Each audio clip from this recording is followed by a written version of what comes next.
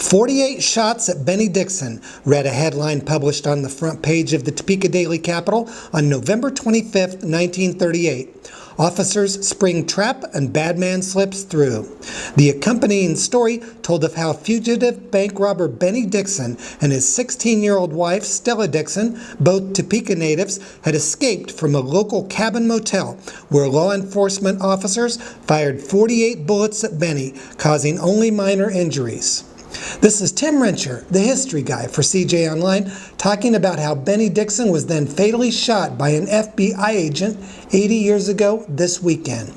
Dixon, the son of a Topeka High School chemistry teacher, beginning in the early 1930s, had served time for robbery in the Missouri State Penitentiary at Jefferson City.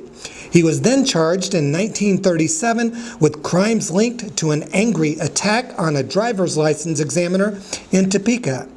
Benny Dixon was married in 1938 to Stella, who lived with her parents at 2401 Southwest Clay.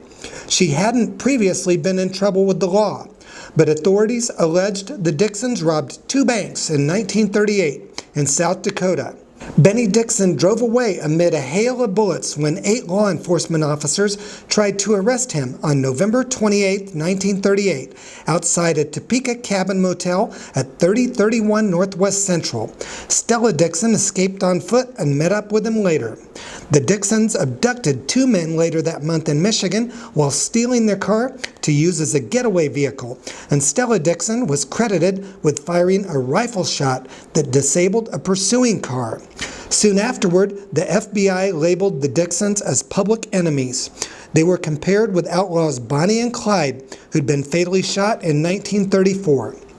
Benny Dixon was alone on April 6, 1939, when he was shot to death after FBI agents tracked him to a St. Louis hamburger restaurant.